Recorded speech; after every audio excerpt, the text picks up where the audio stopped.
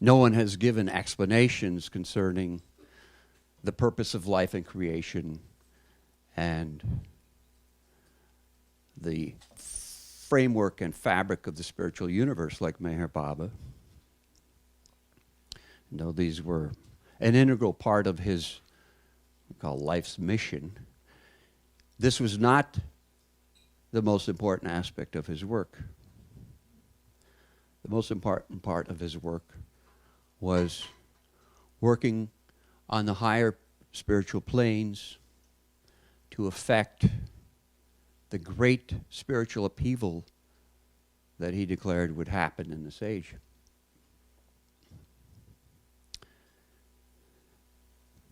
Many of these explanations that he gave were sometimes incidental just to assuage the curiosity of people who were around him. Even probably the greatest publication during his lifetime, God Speaks, Baba used the expression about it, throwing the dog of a mind a bone to chew on.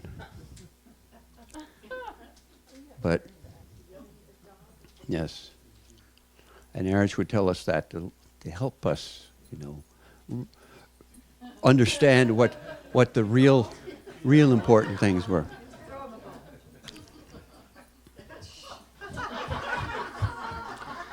I guess he felt called.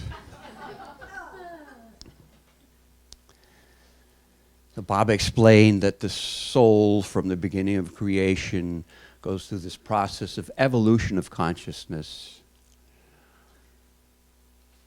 through the experience of 500 million forms to gradually become fully conscious, to be born as a human being who is now in a predicament. Although full consciousness has been achieved, there's this dross of impressions that have accumulated, sanskaras that have accumulated during the process that compel us to be convinced that we are our bodies. Even the best attempts through the intellectual medium of science has come to the false conclusion that consciousness is a byproduct of a biochemical reaction in the brain. It's a natural assumption. The four of the physical senses are exclusively located around the brain, but in fact, of course, Baba says it's just the opposite of that. So the paradigm is kind of upside down in the physical world. And this makes the soul be caught in a cycle of reincarnation. Endless births, as Buddha called the endless wheel of births and deaths. Oscillation between the opposites. I am male, I am female. I am good, I am bad. Right, wrong, black, white, everything. This goes on. These are innumerable false answers to the original, real first question, who am I? And the false answers compel the soul to continue the process, caught endlessly in the process of ignorance. This goes on, Baba says, for millions upon millions of lifetimes until the individual gets fed up with ultimately the rank materialistic self-interest of the world. Then this is an interesting thing that Baba said, which is in the supplement of God Speaks, about the spiritual paradox. Unless and until ignorance is removed and knowledge is gained, the knowledge whereby the divine life is experienced and lived, that is, everything pertaining to the spiritual seems paradoxical. God, whom we do not see, we say is real, and the world which we do see, we say is unreal. In experience, what exists for us does not really exist, and what does not exist for us really exists. So now faced with this dilemma, Baba says there are two experiences in the gross world. There is ignorance, and there is intellectual conviction, which is the most the person experiencing ordinary consciousness can have. But Baba says that's not a small thing. Real intellectual conviction never diminishes, and it's the rock that allows each person to hold on to the real goal in all of life's currents. Baba would sometimes explain this thing, the three types of conviction. So he said, you begin with intellectual conviction, because as he said, all faith is really based on intellect. It is that the mind must release an allowance for, we say, the heart. It's not really a heart, as Bob explained so beautifully. It's not heart, it's really the higher mind. The higher mind, which is the seat of most sublime feeling, and not just critical reason. So intellectual conviction is not just intellectual understanding, it is the stepping towards a balancing of the heart and mind. I love that couplet of Hafiz, which roughly translated is like this. The mind can never sit on the throne in the palace of the heart. It can only be the guard at the door.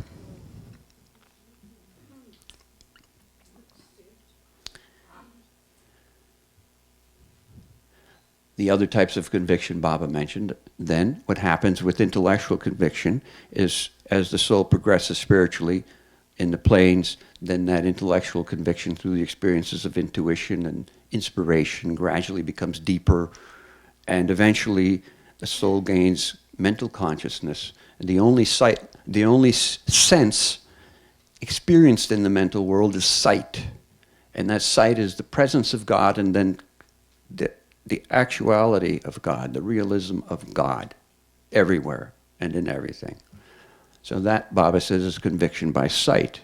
But the real conviction, he says, happens through experience, the experience of realizing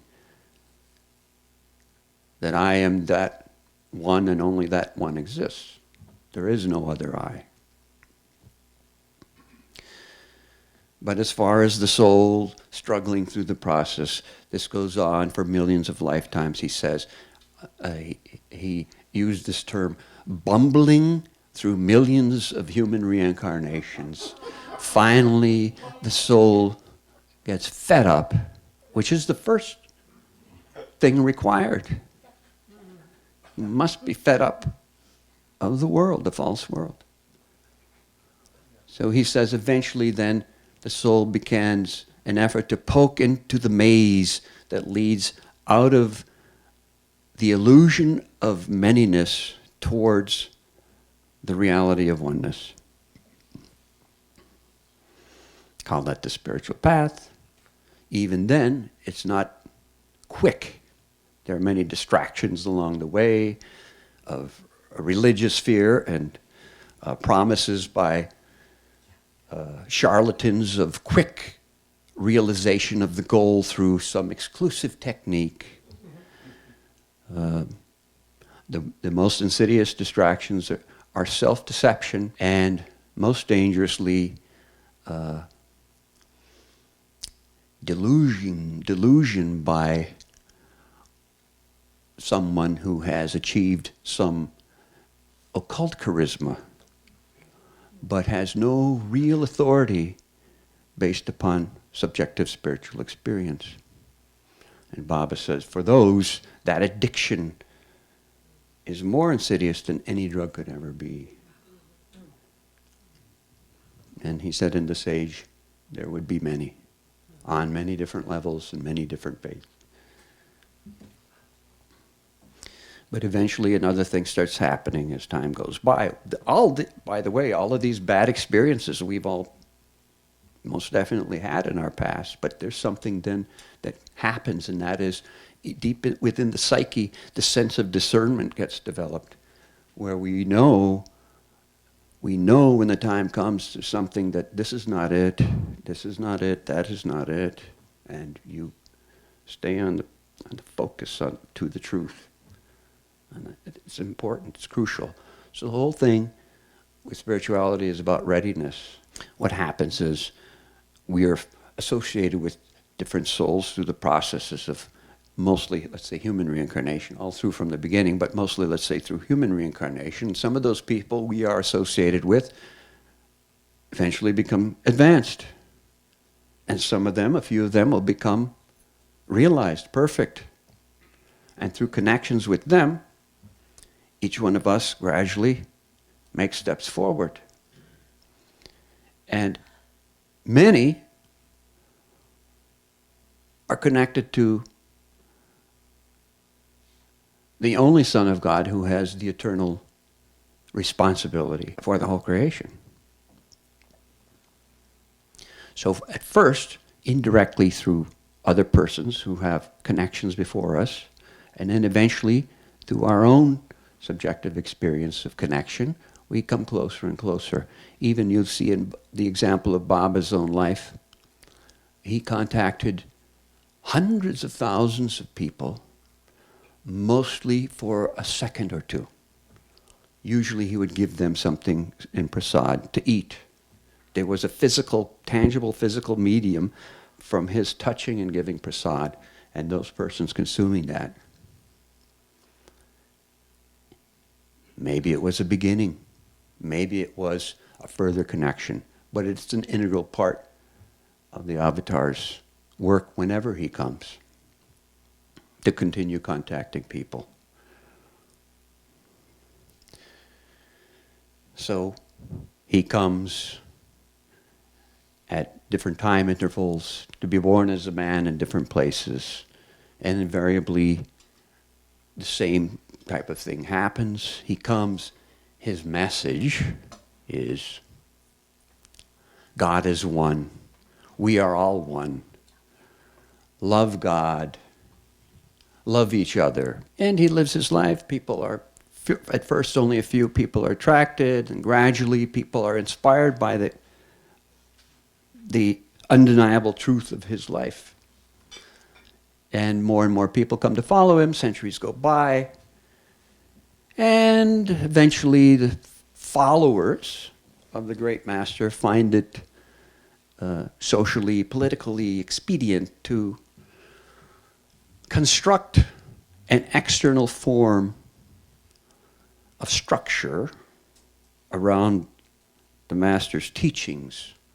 It's a more tangible way to approach him in reality, in our reality.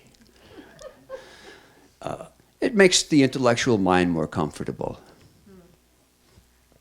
And eventually what happens is, and Baba says it's inevitable, it happens, it is, he says, humanity's attempt to put God in a cage.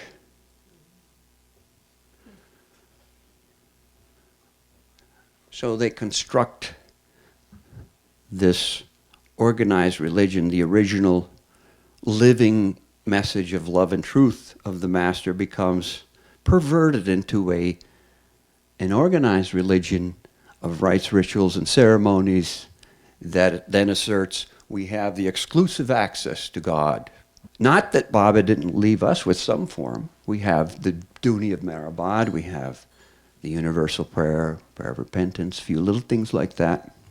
But these are things that Baba gave us directly, and because they are from the source of truth, we don't regard these, and nobody has to say anything. People who feel they want to do it, do it. But because Baba integrated these things into his work in this Advent, he declared that they have great spiritual charge and will greatly benefit anyone who takes part in them for centuries to come. He, at one point, explained that even prayer is almost like a compromise. God is not prayer, and it's nothing, but it's the first step, an expression. So he says prayers given are almost like a compromise from God. But we have to assume that this is, and he says, no prayer is forever.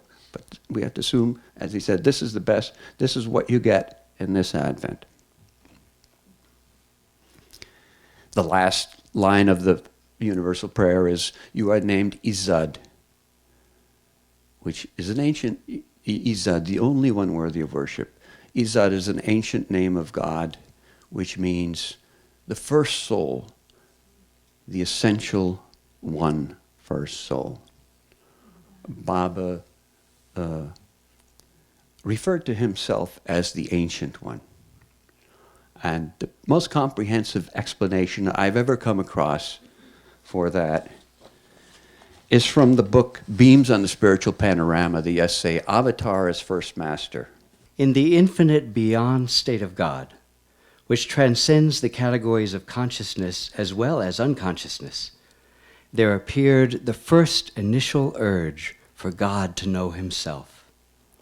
And with the arising of this initial urge, there was an instantaneous manifestation of infinite consciousness as well as infinite unconsciousness, as simultaneous resultants. Of these two seemingly opposite but complementary aspects, the infinite consciousness plays the role of the avatar or divine incarnation. The infinite unconsciousness finds its expression through an evolution which seeks to develop full consciousness through time processes. In the human form, the full consciousness strives to have self-knowledge and self-realization. The first man to realize God as one indivisible and eternal truth was taken up into this realization by the eternal avataric infinite consciousness. Could you read that sentence again, please? Mm-hmm. The first man to realize God as one indivisible and eternal truth was taken up into this realization by the eternal avataric infinite consciousness. Wonderful phrase, huh? The avatar is the first master of the first God-realized soul. But in God-realization, the full consciousness of the first master became fused with the eternally infinite consciousness of the avatar. Therefore, with the coming down of the first God-realized man, the avatar himself descended and took an incarnation in his body. So, from the point of view of incarnation, the avatar is the same as the first master. This first master masters in the human form to help them in truth realization. We're missing a line in there somehow in this print. But this first master required no master in human form. Okay. This first master required no master in human form to help them in truth realization. The first master who got fused with the eternal avataric infinite consciousness is the master of all masters. Yet, if and when the avatar takes an incarnation in the human form, he brings upon himself a veil, and this veil has to be removed by some master or masters. The veil with which the avatar descends in the human form is placed upon him by the 5 perfect masters, who bring him down from his formless being. In the avataric periods, the 5 masters always put this veil upon the infinite consciousness of the avatar, because if he were to be brought without such a veil into the world of forms, the existing balance between reality and illusion would be profoundly disturbed. Fascinating. Can you repeat that line, please? In the avataric periods, the 5 masters always put this veil upon the infinite consciousness of the avatar, because if he were to be brought without such a veil into the world of forms, the existing balance between reality and illusion would be profoundly disturbed. However, when the 5 masters think that the moment is ripe, they remove this veil which they have placed on the avataric consciousness. From that moment, the avatar consciously starts his role as the avatar. Every time the avatar descends, he is not necessarily recognized as the avatar by the masses. he can be recognized as such only by those who are very advanced spiritually. The avatar himself is the least concerned about whether or not he comes to be recognized as avatar by large numbers. He plays thoroughly his role as the avatar, and his chief work lies in the higher invisible spheres of existence. If, however, he appears at a critical or transitional cyclic period, as is often the case, he is hailed by the masses as the avatar of the age. The avatar is not necessarily recognized and hailed as the avatar by each and all, because he covers himself under a veil for his own spiritual work. This veil, under which he prefers to remain hidden, is different from the veil that the 5 perfect masters draw on him while bringing him down in the human form. The veil that the avatar puts on himself can be removed by him at any time, and for any person or persons as he may desire, for the purposes of self-revelation or self-communication. The avatar does not take upon himself the karma of the world, nor does he become bound by it, but he takes upon himself the suffering of the world, which is the result of its karma. His suffering for the world is vicarious. It does not entail entanglement with the karma of the world, but humanity finds its redemption from its karma through his vicarious sufferings. For example, his illness, humiliation, accident, and the like. In his own way, the avatar unfailingly fulfills his incarnation by giving a spiritual push to his age. Yeah, there's a line missing there that should have read, the first master did not require a physical other master to get realization because he was fused with the eternal avataric infinite consciousness. But all subsequent perfect masters require another perfect master to give them realization. This book, Beams, was written as a result of questions that arose after God Speaks was first published. And it begins with a very nice essay on how, and when you answer one question, Baba says, in the realm of spirituality, a dozen more come up, and this could be an endless process of answering questions. But nonetheless, a dozen essays in this book are really wonderful. In God Speaks, Baba explained that before the avatar could be born on earth, the 5 perfect masters had to be here first. So on the face of it, it seems that these two explanations are in conflict. But what Baba is referring to in God Speaks is the avatar being born on this earth, not the first earth. The contemplation of the beginningless beginning is really something that is beyond ordinary intellectual ability, but we're talking about now what he's referring to as planetary spiritual evolution. And before the avatar could first be born on this earth, the 5 perfect masters had to be here first. It's a great example of why context in this thing, context is important to sort these things out so that we don't degenerate into a religion of literalism that has lost the connection.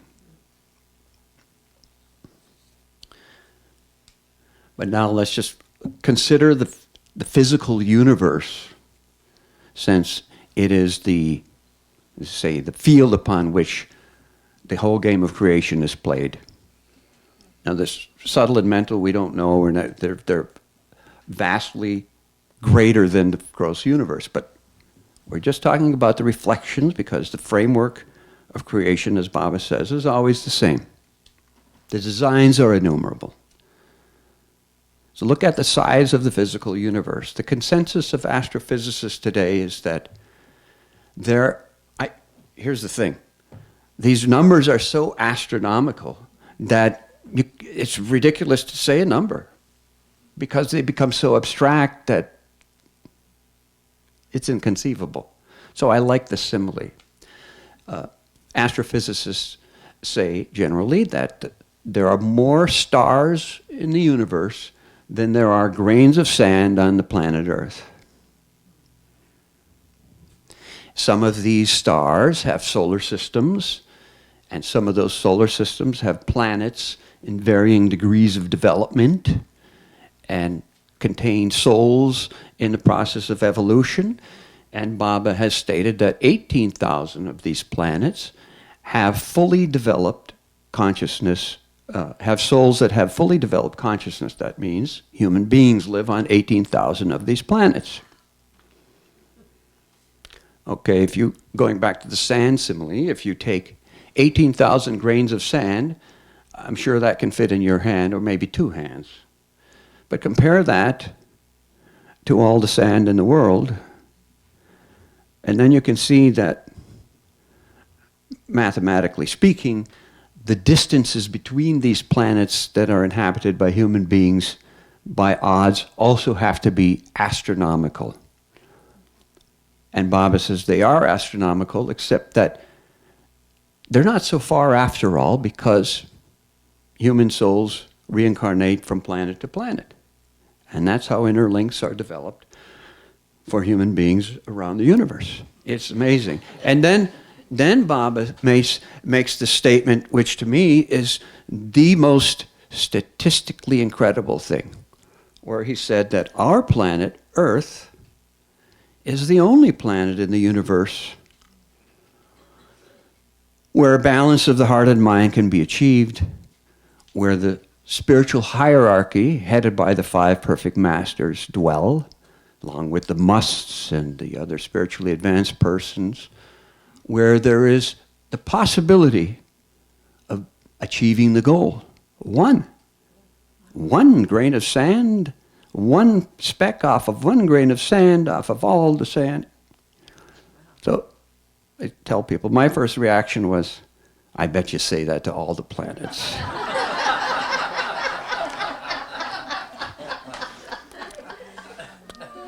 But it's one of those things that we take Baba's word for it.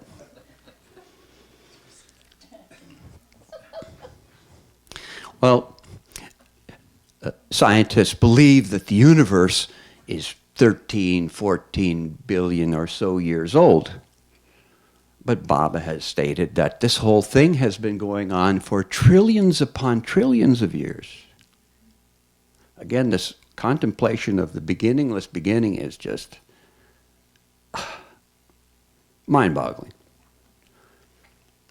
The fact is that science, through science, will only ever be able to look as far back as the recreation after the most recent Mahapralaya. You know, Mahapralaya is that event, Baba explained, it's common in Vedanta, where the whole universe gets reabsorbed into an infinitely finite point.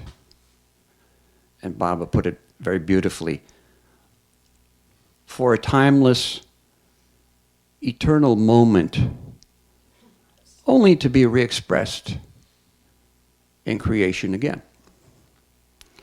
And it's not that, there's been some confusion about this issue in the past, it's not that everything gets reabsorbed and then starts from square one again.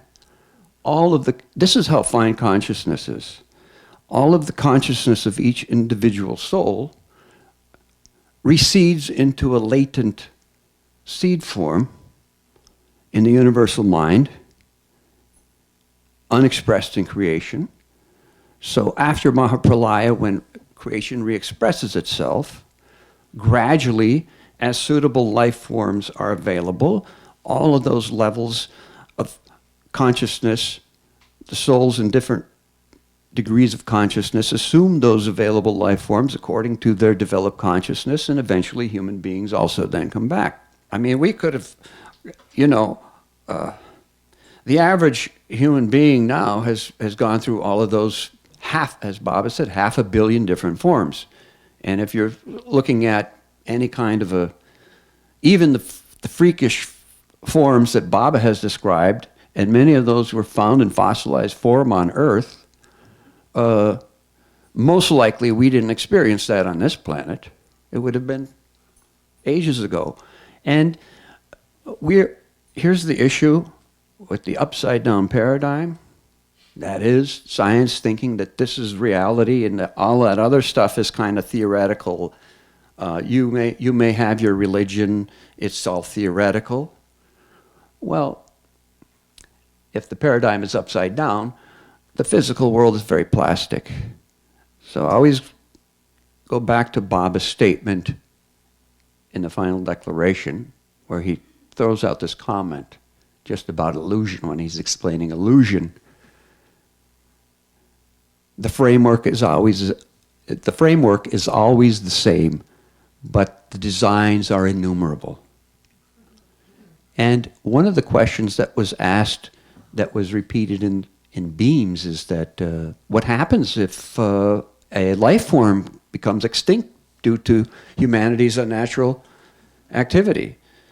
And Baba says not to worry, because what drives life forms is the demand for a conscious, suitable vehicle, a biomechanical vehicle that is suitable to experience that development of consciousness. It's not vice versa.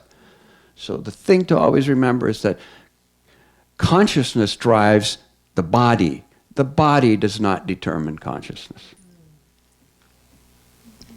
Okay, so after Pralaya and the universe comes into being again, Yes. we don't have to start as gas and then rock. No, nothing like that. We come back as human Yes, beings. it's just the weight. But since you've already spent an eternity in the timeless eternal moment, which because there's no time, who cares? I just, it's just amazing to me. A brilliant mind like Stephen Hawking was asked to can you definitively, we need this question solved. Is there a God? And so after, I don't know how many days, months he took to determine this, he said, there cannot be a God because before creation there was no time. So therefore there's no God. Well, he kind of missed the point. Who gave him a definition of God? He missed it. It happens. The limitations, the upside down paradigm. Well, this planet is basically considered to be 4 billion years, more or less. Early in the life of this planet, there was a collision between another planet and Earth, which resulted in many millions of years of reorganizing the particles, and that's how we have now this Earth reorganized the majority of that gravity mass into a planet, and the moon was the leftovers of the collided planet.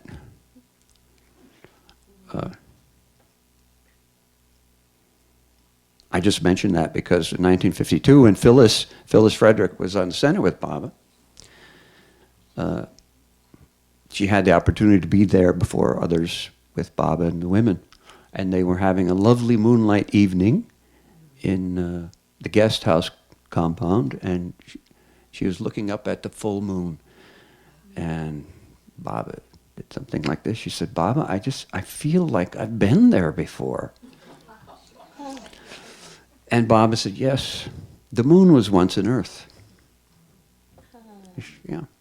It's just showing us, these connections between bodies, and the recycling of matter. It's just molecules.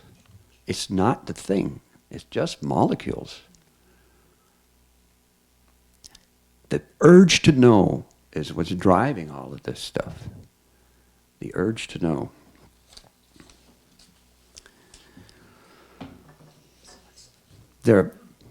Basically, life started on Earth. Some of you will know this more than I. 700, 800 million years ago, any significant life forms on Earth, and gradually the different life forms went through these eons of different things that, according to science, contributed to the mass fossil fuel storage of the planet. You remember Irene Coney Bear? She was an author who was thinking about these kind of peculiar things. And so Baba gave her a little latitude to ask questions. In 1953, during Baba's birthday time, she was at Meherazad and had the opportunity to ask Baba a question when other people weren't around. She asked Baba, when was Adam? When was the first man on earth? His purpose in life was not to be the answer man, but he humored her.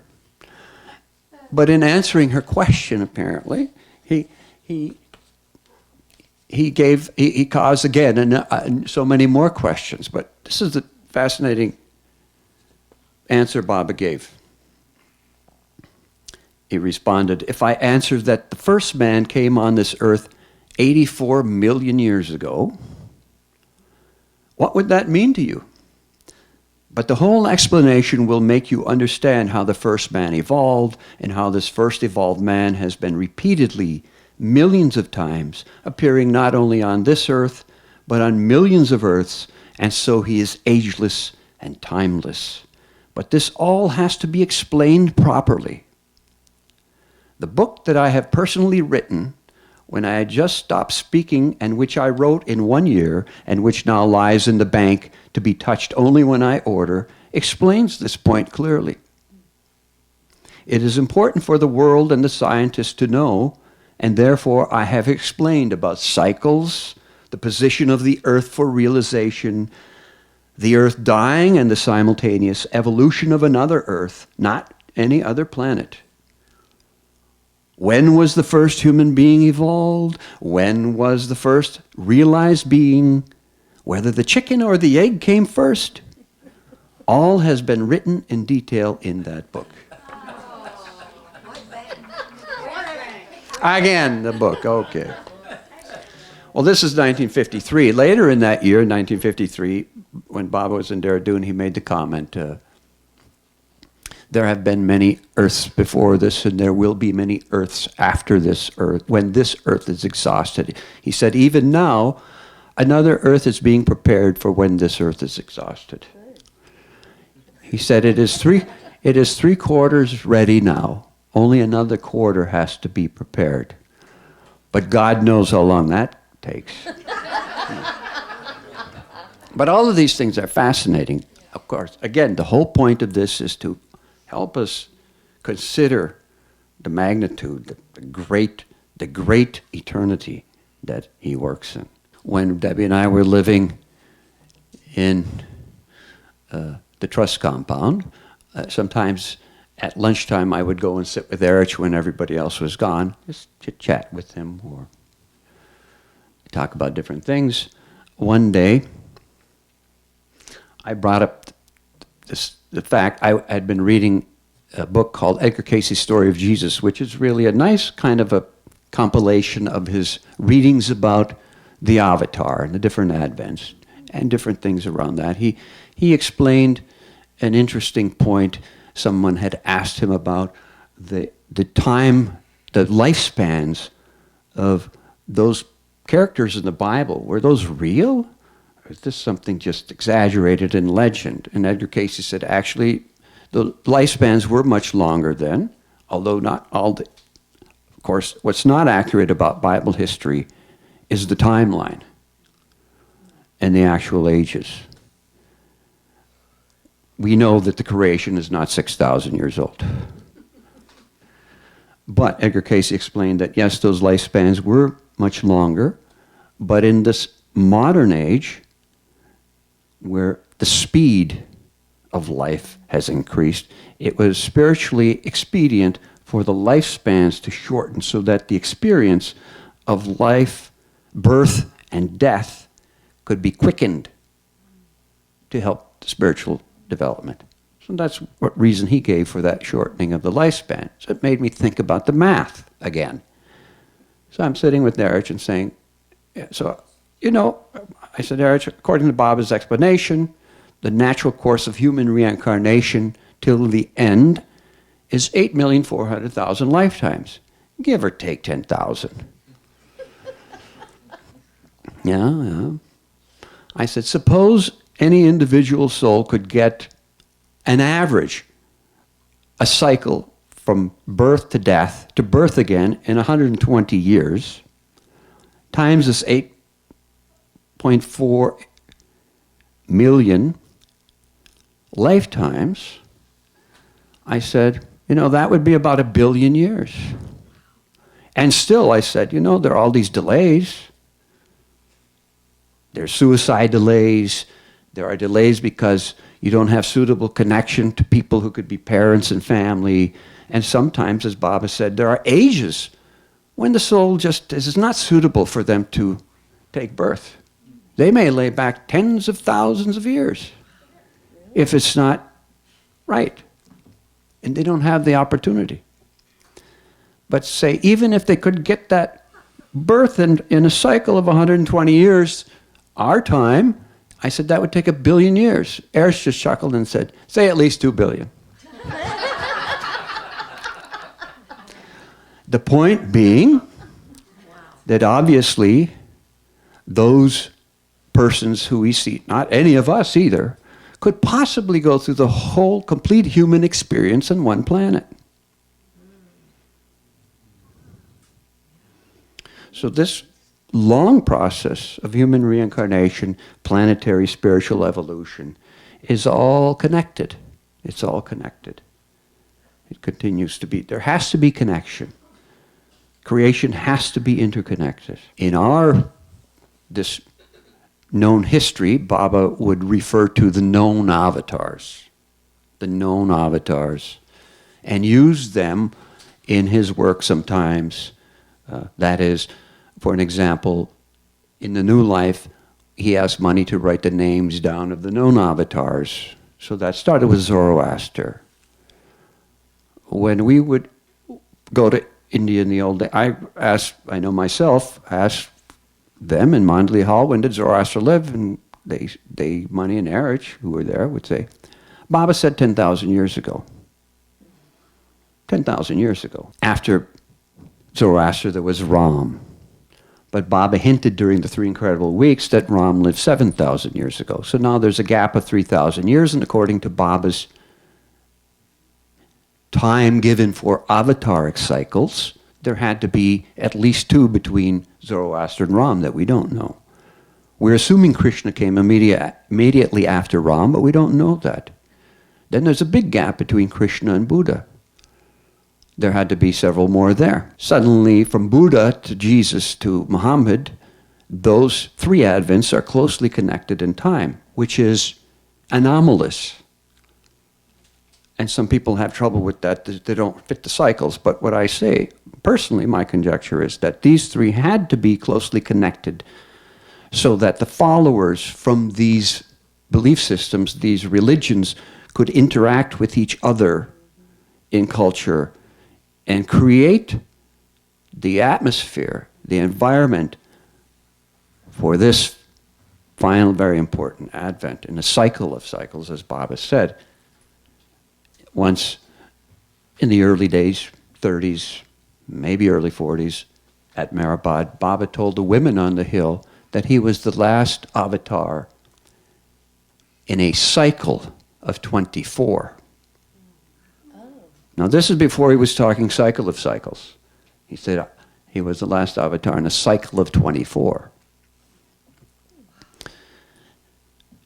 Mathematically, as Baba had said, the average is a little over 1,000 years, so 24 avatars adds up to 25,000 years plus, which is interesting to me because it closely matches the time for a very ancient calendar system, which is the precessional equinox cycle, which is 25,700 some years. That is, on measuring from, let's say, the equinox, which was the ancient system, it's the day and the night are balanced. The Earth faces a position in the galaxy, and it takes 25,700 some years for the Earth to rotate 360 degrees to return to that point. In other words, in a little less than 72 years, the earth moves 1 degree. It's also interesting because Baba's explanation is that the term of Indra is the head of the angelic realm, who is a fourth planar who takes that term, which is about 25,000 years, Baba said. It's just fascinating because, again, this is part of how the framework is always the same, how divinity manifests uniformly in many ways in creation. Baba had explained that every time the avatar comes, we use the word perfect mistake, but Erich would prefer the term perfect weakness. But I use both of them because a weakness implies that there was a general repeated pattern, and mistake implies a single event, which usually, sometimes, according to Baba, was the explanation. So, for an example, he said Buddha's perfect mistake was that he didn't explain that there was God realization, that is nirvikalpa samadhi. He only explained up to nirvana, which is the absolute dissolution of illusion, the absolute vacuum that happens immediately before the experience of the I am God state. Baba said there was actually a reason for this, is because when Buddha was in India at the time, there was an excessive focus on deism. This God, that God, and to bring it back to the purpose, which is, he said, the perfect of all masters is to free their followers, their disciples, from falsehood. So Buddha focused on the path to truth. And if anyone got to nirvana, then the game is over. The effect of this is interesting, though. Now we have Buddhist atheists. They kind of missed the point. But as Baba says, it's nobody's fault. This is the effect. Maybe this is how the avatar comes back again and again after he has his perfect weakness. It creates an effect. In Christianity, Baba said Jesus' perfect weakness, his error was that he, on the cross, said, Father, why have you forsaken me? When he had already said, I and the Father are one. That can't possibly happen. But when you see the result in the theology of Christianity, it's really this thing of oneness with God, and unity is a very esoteric thing that only the highest advanced saints in Christianity would talk about and reveal. He said the perfect mistake of Muhammad was that he couldn't tell those people that he was actually God. They couldn't accept it. So he told them that the angel Gabriel was whispering things to him. So he is the messenger of God instead of actually God in human form. But going back then to the importance of this Advent, once in the hall, somebody asked Erich, Erich, Baba said, this is the end of a cycle of cycles. This is his last Advent in a cycle of cycles. And his manifestation would be the greatest because of, can you tell us a little bit about this end of the cycle of cycles? And Erich, who was really not interested in these kind of subjects and was tired of answering these kind of questions, after some years, he just said, well, every time he comes, he says something like that. And everybody laughed just like this, but I thought, why did Baba give so much importance to this then? And how could we possibly know? Baba put great stress on it. So what, he's just playing us along, or what's happening here? Is there any way we can tell? Baba did say sometimes the divine plan gets expressed in creation, and we can see a reflection of that. I started thinking, how can we possibly know that? But then I started considering, why is this time important? If we look at natural history, suddenly things are happening in the 19th century, especially by the end of the 19th century, that Actually, there is definite change. Not just because warfare has suddenly developed after, let's say, the Crimean War and the American Civil War, then weapons started to begin to really develop. Even a simple thing like the indoor toilet was a great contribution to extended lifespans and the reduction of illness, indoor plumbing. I look at the year 1894, then I thought, this is a curious thing. The principle of the electric motor had been developed theoretically in the 19th century, and they had done a few prototypical projects with generation of electrical energy and consumption to move like a local train system here and there, but nothing big. But in 1894, the production of the electric motor really began.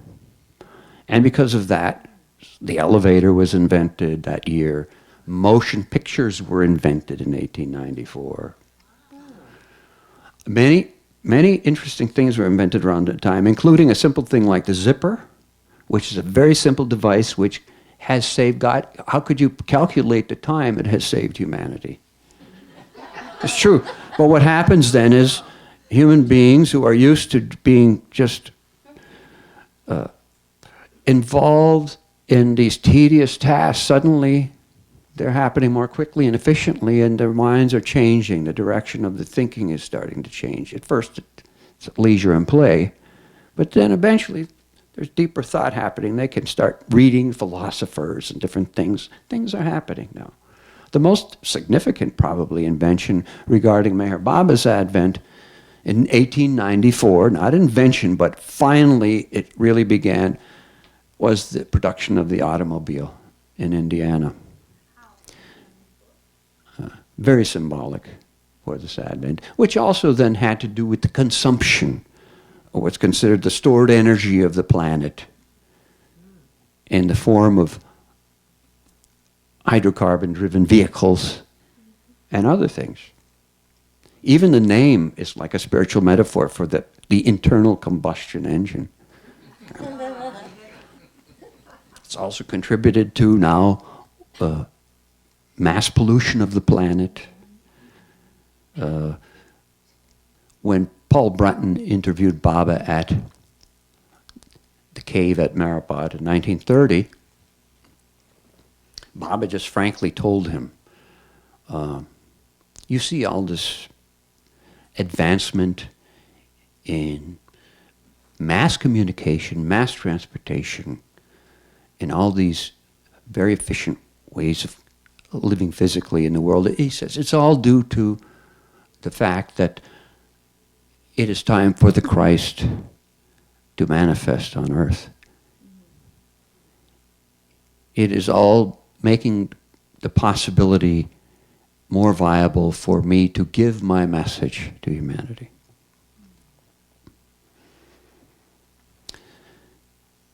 Baba's life itself, we can't really even begin to get into that on the subject. We've focused on those things through the years many times. His keeping silences, it was obvious to me that he had to keep silence in this advent of noise. It was the only solution.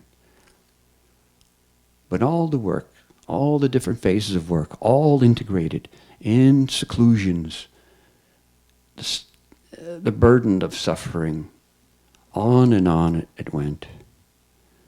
Baba said at one time, do your best or do nothing at all. The population will increase. Yeah.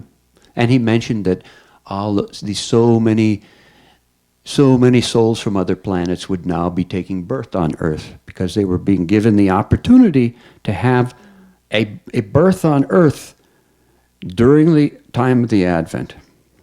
That doesn't mean they're aware. Totally unaware. It has nothing to do with...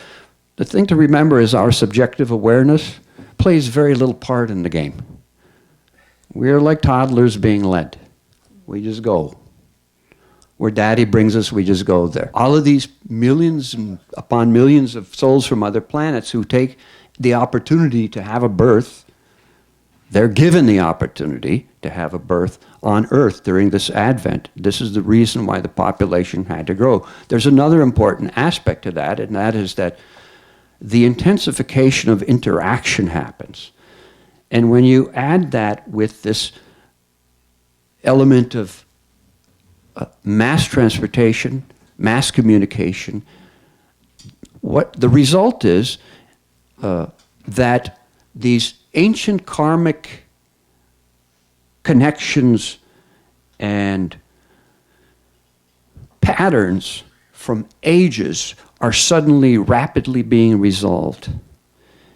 Even if any one of us, let's say on a subtle level, we look at the news, we see people starving and suffering in Yemen and Syria, and we think, poor people suffering, what can we do about it? At least this is happening and we can feel empathy. It's more than humanity has experienced in the past. Bob would say in later years of Guru Prasad especially, now, he said, now I will make the world very close. Isn't it amazing that Meher Baba, for so many years, used an alphabet board to communicate, and now there's so many people on Earth have their own little alphabet board they're communicating with? Right, that's right. The archetypal perfect human being, and this is the result of it. And he even mentioned it himself, you know, he said, soon everybody will have their own phone and just put it in their pocket. Oh, people would say, how could that be? That must be centuries away. No. Communicate, he said, in 1 second you communicate with anybody around the world.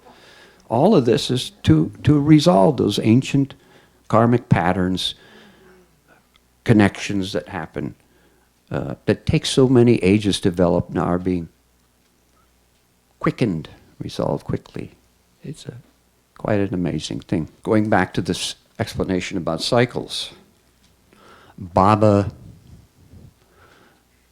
gave the final declaration at Meherabad on September 30th, 1954.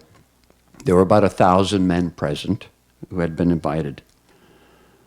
This is only one paragraph of, to me, a very beautiful message that is often overlooked. My next advent, after I drop this body, will be after 700 years.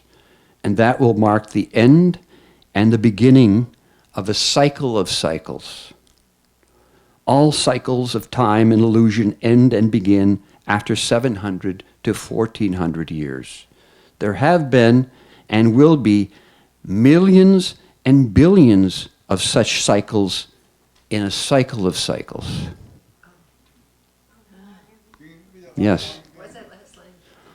There have been, he's talking about Avataric cycles now, there have been and will be millions and billions of such cycles in a cycle of cycles. Thus, there is no end to illusion, which always remains illusion.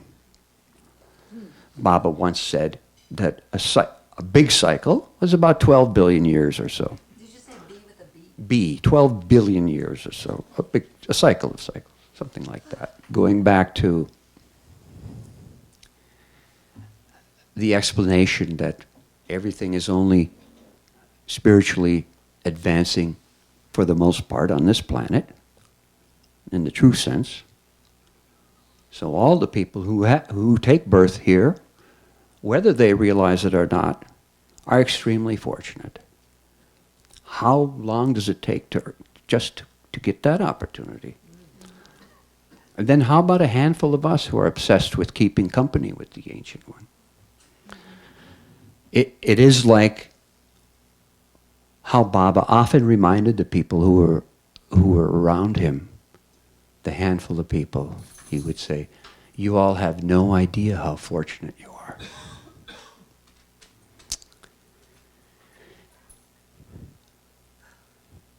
There's an interesting correlation and connection between every Advent. Bob explained it like this. In every Advent, the avatar is the writer, producer, and director of the next Advent. He is also the main actor in the production that was written, produced, and directed by the previous avatar. And so this connection that the avatar has with his cycles goes on and on like that. So he is the eternally responsible only Son of God for creation. It goes on like that. In the interim, the 5 perfect masters of each perfect age, and Baba explained that there are 11 perfect ages between Avataric advents, they execute the divine plan. And the divine plan has within it the manifestation of the avatar's advent, which is usually after that period of grace, as Bob explained, that happens immediately after he drops his body. So the significance of the avatar's advent every time, the most significant date is that date when he drops his body.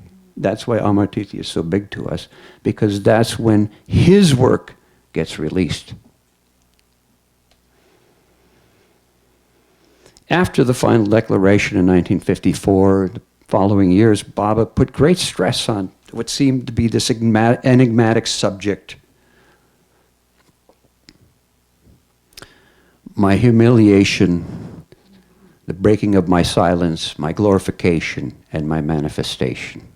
That would happen in that order. At the same time, he explained that the avatar does his work, all of his work, while he is in his physical form. And when he drops his physical form, that work is released. And that new cycle really begins then.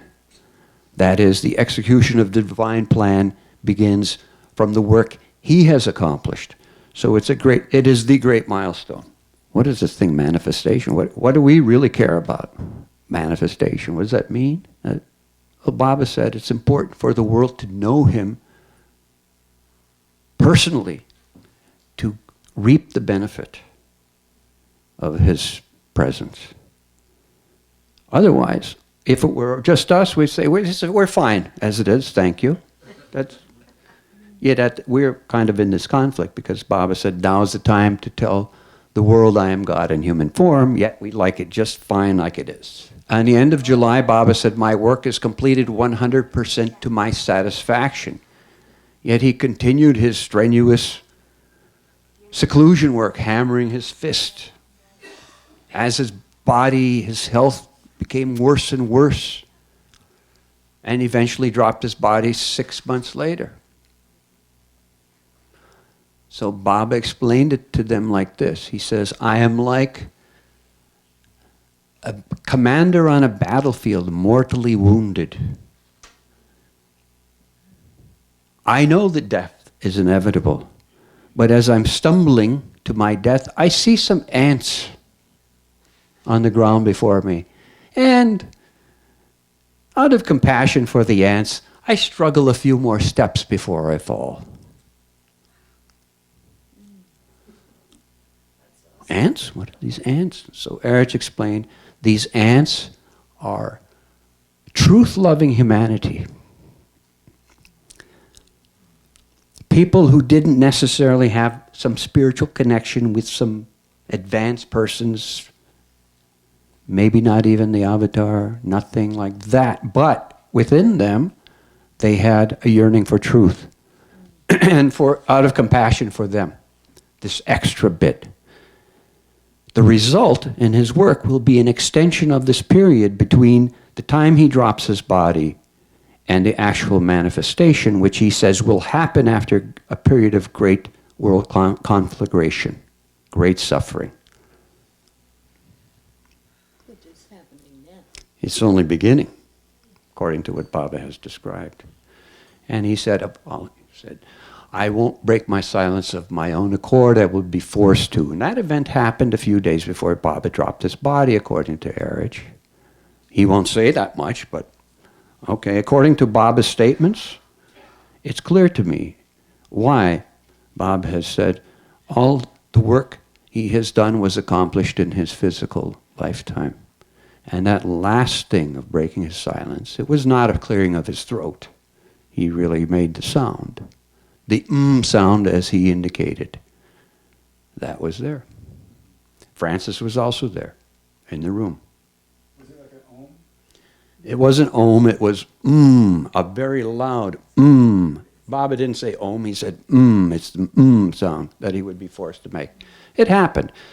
We're just saying, he's the archetypal perfect human being with eternal responsibility for creation.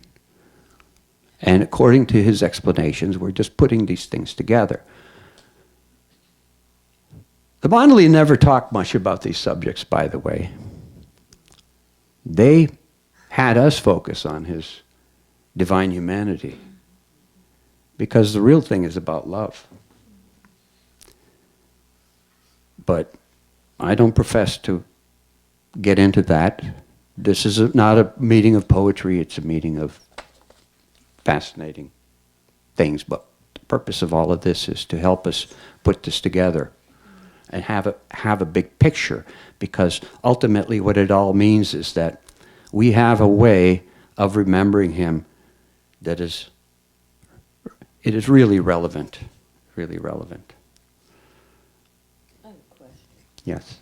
So, if the Mandali were saying to you and other people that Baba made that sound, Mm-hmm. does that equate with his breaking his silence? It does, except here's the issue. We want to assess all of this according to the upside-down paradigm, where our time and space is real. So where's what's happening? Must be all just a lie. It is his compassion, as he said, that the effect of that would not be instant. So I refer to this period now as a period of compassionate preparation. To qualify that explanation, I say, the issue is this.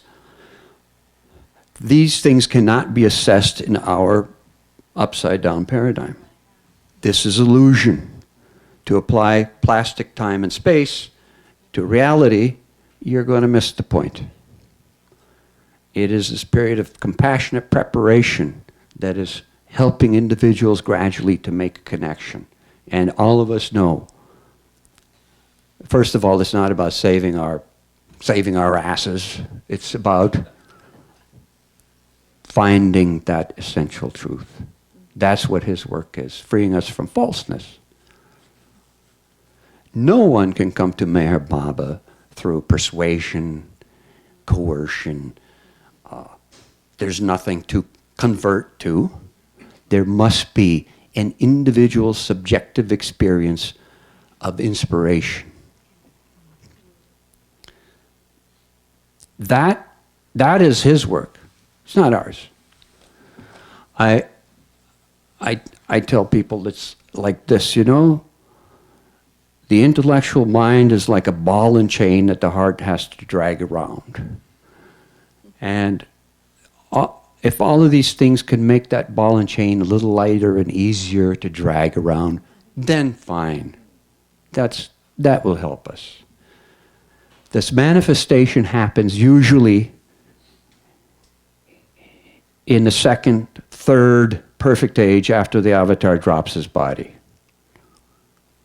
As Bob explained, those first 2 cycles, perfect ages, the perfect masters stay hidden because it's the time of the avatar, but it's an important thing that happens immediately. You'll see the pattern repeats itself.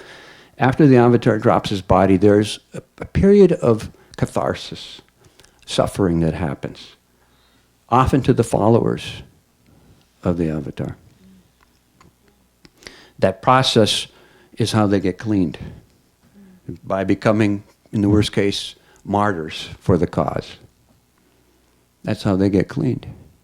Baba himself said the greatness of Islam was not in the Kaaba, it was in Karbala, where the family of Muhammad died as martyrs, because in that process they were cleaned.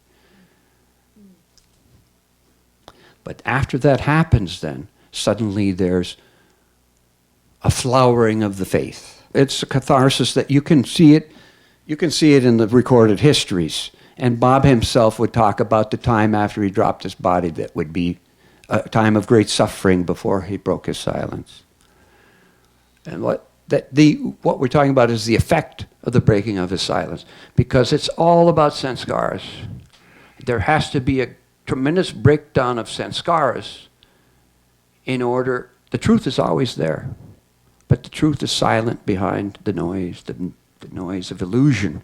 And until the falseness is deconstructed or diminishes to a certain extent, that can't be heard. It's impossible. So as Baba said, the world I must speak my word to the world must feel it.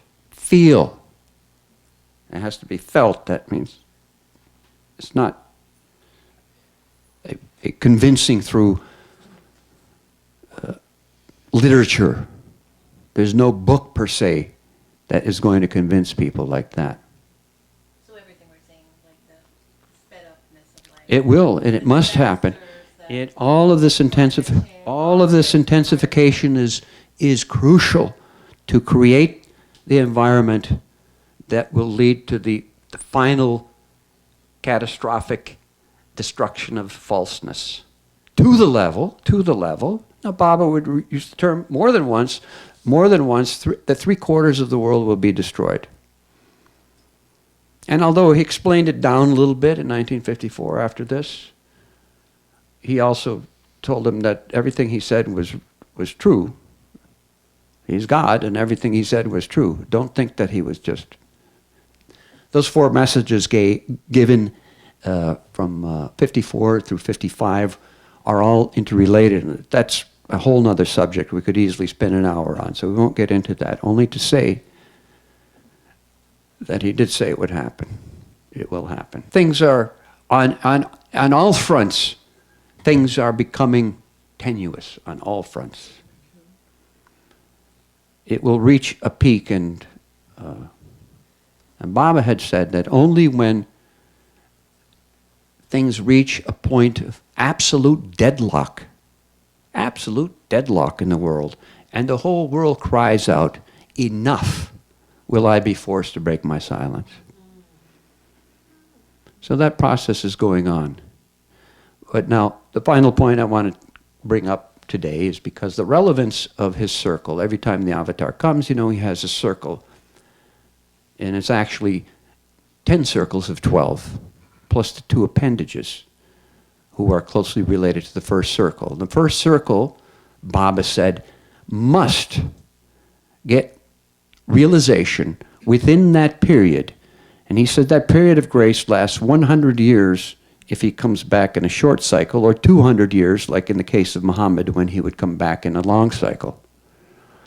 It's about that. It's irrelevant to the span between cycles, because that span between avataric cycles makes up the 11 perfect ages. And it's done according to the perfect ages.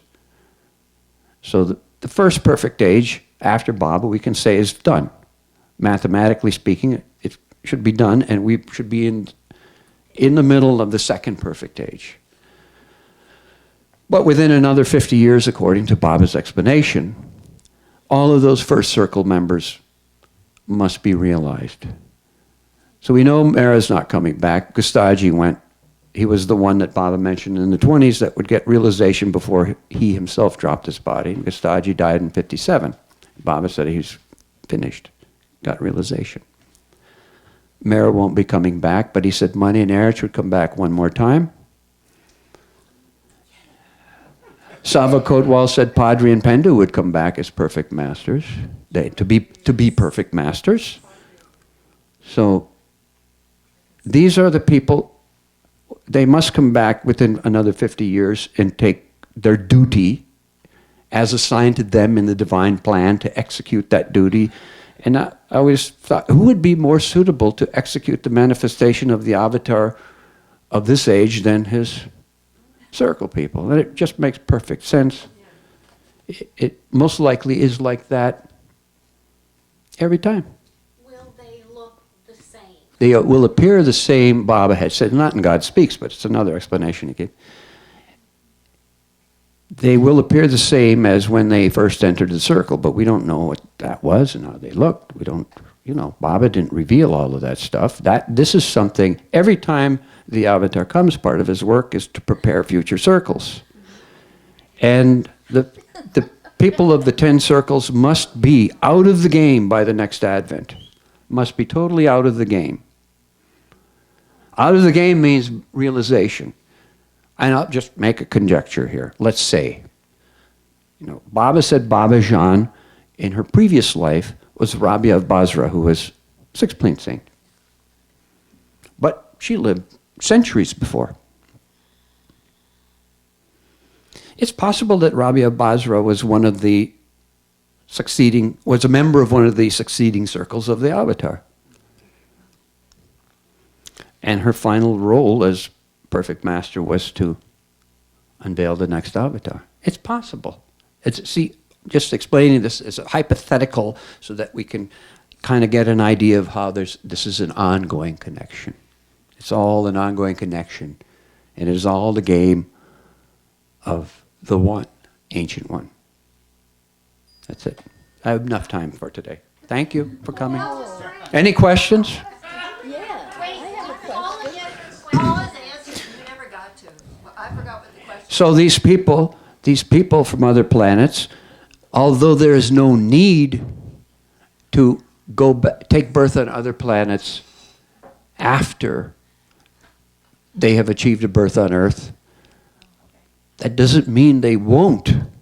How about all the other souls they're connected to? How do they get helped? And Baba used this term, inner links. Beautiful term, inner links. We're all connected. My work will go on by the inner links you all have. Inner links. It's how his work through the circle happens. They're links to succeeding circles and people everywhere.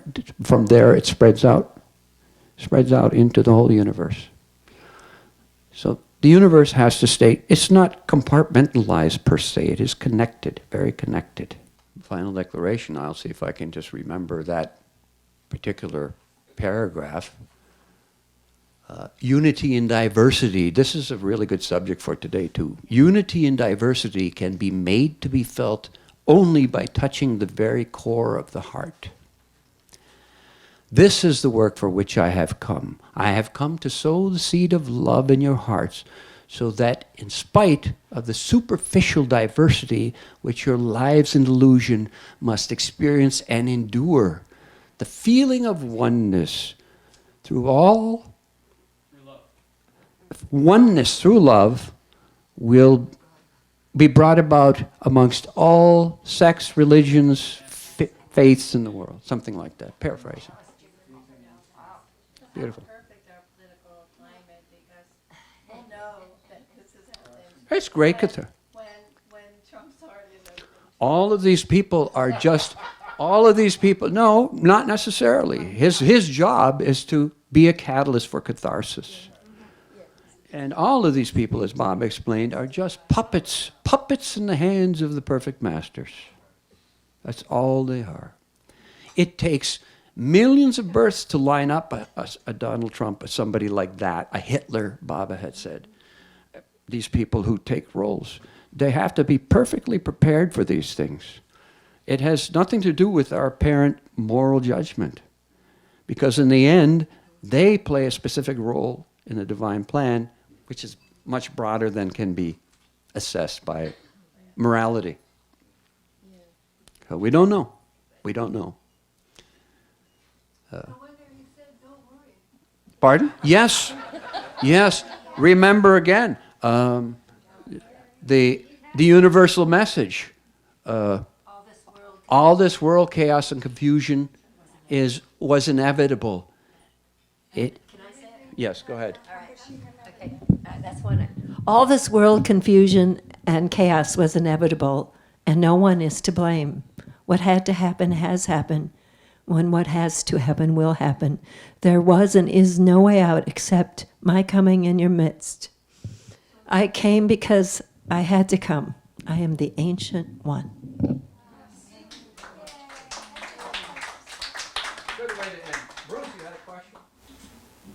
Yeah, I was just going to ask you quickly say this one more time. So you said that all 10 of the Circles. circles First circle.